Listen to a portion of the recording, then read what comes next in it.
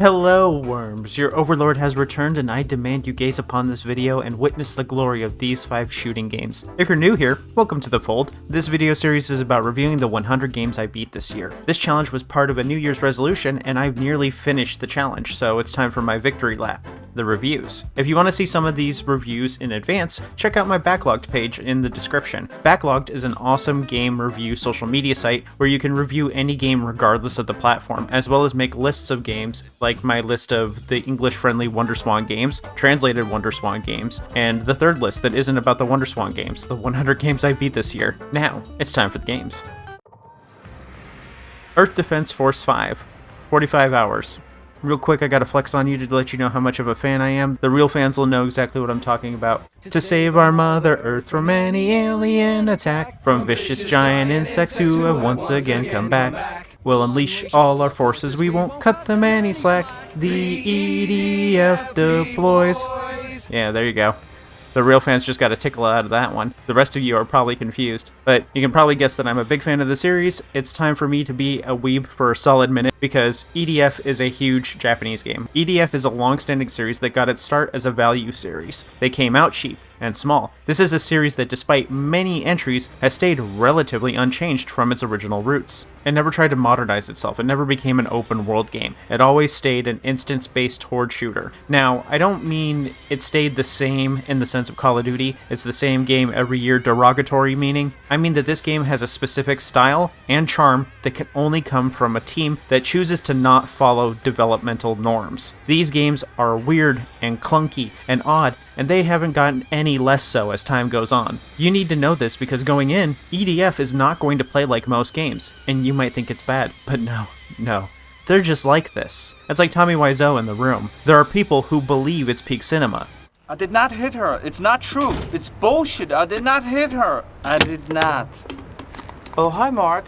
This is The Room. In Earth Defense Force, you play humans defending the Earth from any alien attack from vicious giant insects who have once again come back. The aliens are dropping them in, and you go from mission to mission, killing them all in a third-person shooter horde-style game with objectives. As you defeat bugs, spiders, frogs, and machines, you'll get armor drops that increase your max health and weapon drops to expand your massive arsenal, so it's kind of a light RPG. The first entry was very short, but with each numbered entry they include some old and new missions, and now 5 has 111 missions. I won't lie to you though, this is definitely a quantity over quality situation, but I love it because of its honesty, its realness. This is an incredibly self-indulgent and simple game. This is an honest game from an honest team that genuinely wants to make these games, or at least I get the feeling of that. I love them because of this funk. It's not bad, it's just different and odd and experimental. Not really experimental at this point, I guess. Oh, and it's fully co-op, but I'm telling you now, most of your friends are too weak for this game. Either they'll drop off or you'll finish the game and they'll never want to play another one again.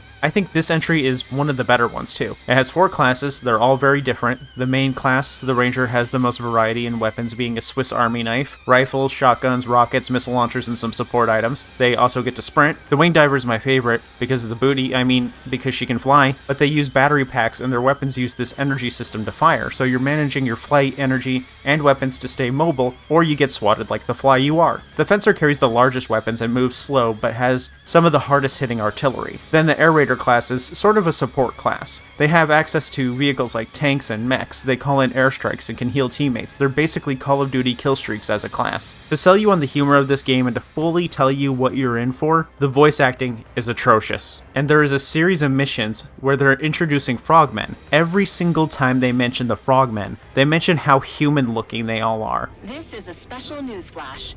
We've learned that the aliens that appeared in Europe look like humans.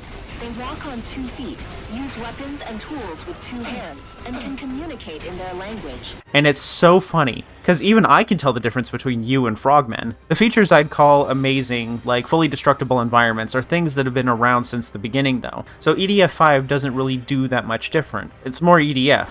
And since these games are all weird and don't have much of a continuity, you can really start from anywhere. Funnily, 111 stages isn't even really the limit here because there's like 6 difficulties that raise the levels, and you'll probably have to farm stages for weapons often. If you play this, you'll either think it sucks or it's the best franchise ever, and there is no in between. There is no one who is just on this series. Gunfire Reborn, 96 hours. I've talked about this one a lot. I've used it as background footage for lots of other videos. Basically, it's a first-person shooter dungeon crawler roguelite, whatever. You pick from a variety of animal people who each have their own grenade ability, passives, and ultimate. Each character is pretty drastically different from the last too, because they each have about 20 selectable abilities that you can choose from as end-of-level rewards. Then there's over 100 guns, scrolls, and more. It's packed with things to alter the run, and each session introduces a new mechanic that's only available in that season. The basic gameplay is you start with a gun and a character of your choice. Then you play through the area collecting chests, gold, souls, and equipment. When you finish the first level, you get a goblet that gives you a choice of 3 skills that alter how your character plays. The skills sort of send you down a path of a class or archetype. After a certain amount of levels, you fight a boss as a test of your endurance, damage, and skill. The bosses will drop a few weapons, and there is a reason to change them since the weapons have levels depending how far they are into a run, but you can level them by spending gold at the blacksmith. In the end, you're always just going to choose the auto-aim weapons because they're really actually pretty good in this. It's a basic roguelike, but the weapons and characters have a huge influence on the fun, and they're all kind of fun, cute, and it even has 4-player co-op. I play it solo though, and it's still a lot of fun. Since it's a roguelite, you can't technically beat it, but my 96 hours should speak for itself, and the fact that I didn't beat my first Nightmare run until 50 hours in. I like this game so much that I bought every DLC since its release.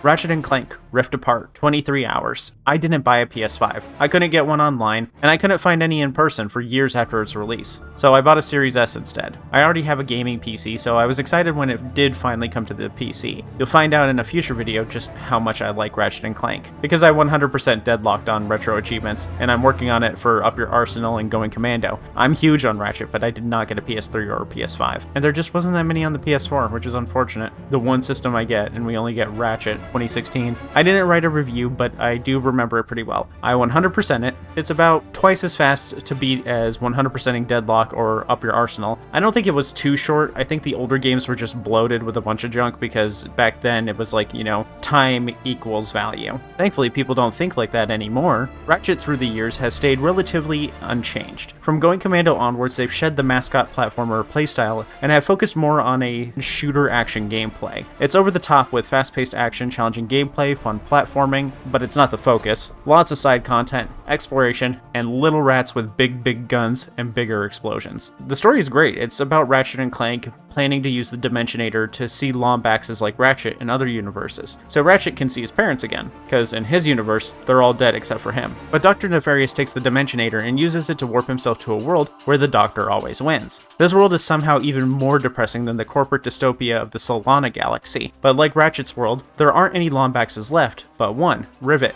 Goral Ratchet. As we go, Ratchet and Clank get separated. Clank meets up with Rivet. We meet alternate versions of our favorite characters. It serves as a sort of big reset button for the series while simultaneously being handmade for fans of the franchise, like how Mr. Zircon's AU is the peace-loving bartender Zerky, who still runs a battle arena. It's a family business. The characters are fun, the guns are funner, and it features all the leveling mechanics that you'd expect at this point, including the skill tree for the guns. It's more Ratchet in every way, which is what I want. I can't have too much Ratchet. Ratchet is already the peak of what it can be, so all I expect is more Ratchet, and it nails that. But I can't in good conscience give it a perfect review because of Sony's inability to make a good port. PS4 controllers aren't recognized when wireless, screen tearing even with VSync on, uses a launcher in current year, unbreakable box glitch, I've teleported through floors and been stuck in the void. It's playable, but you might have to restart it once in a while to fix things. It doesn't look like they have any intent to fix the problems with it either. They kind of just released it and then disappeared.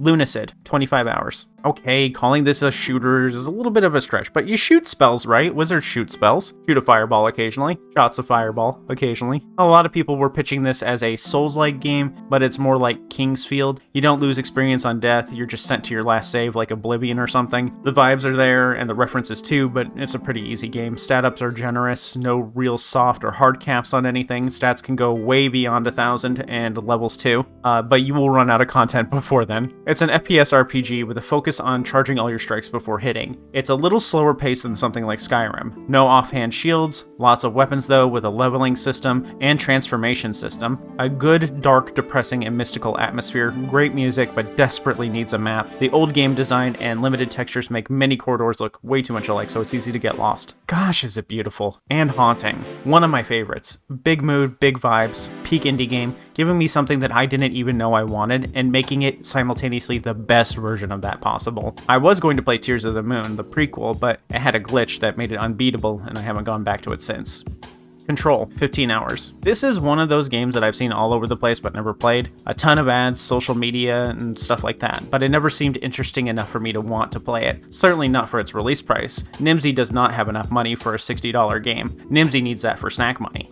So I passed on this until I was given it for free from Epic. The only reason to have Epic installed. Even then, that's hard as an excuse. It's one of those games that tries a little too hard to be a TV show. Like, can we talk about how Lost kind of just messed up TV? It used to be that you could tune into a show on TV and jump in anywhere and enjoy it. But Lost comes along and now you can't even understand it even if you watched it from the beginning. Like Hannibal, Heroes, and The Walking Dead did not need as many seasons as they got. Unfortunately, the story of Control is kind of structured like this, but it's fine. It's a game that's shorter than any of these television shows, even just one season of those shows. It actually ends too, instead of getting milked for a dozen extra seasons. The short of it is, you play Jessie Faden, and after a mysterious event in her youth of the X-Files variety, you lose your brother as he's taken by the mysterious organization. You show up to find that the director blew himself back to the lobby, and now you're the new director. As the one in charge of the company, you have to get things back on track after an invasion from another world, all the while trying to find your brother and figure out how what happened in your past ties to the overall story.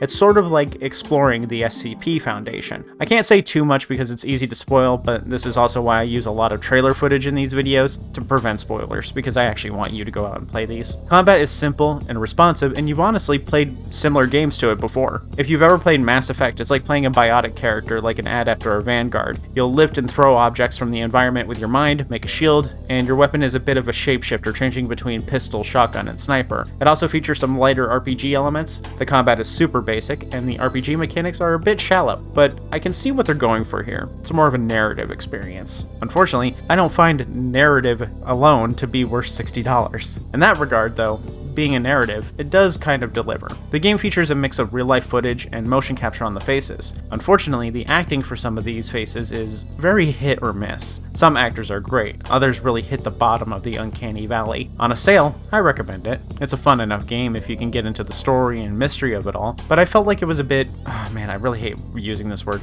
It was a bit pretentious.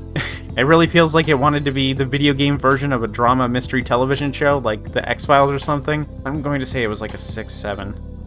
That's it for this one, though. I hope you got your homicidal rage out with one of these games. I know you humans get a little shooty when you're bored, so I hope this satiates your bloodthirst, you little rascals. Remember to tip your Overlord. I take likes, subscribes, and increasingly rare loot drops that are color-coded so I can easily tell which is better without having to do any of that silly math stuff. Bye!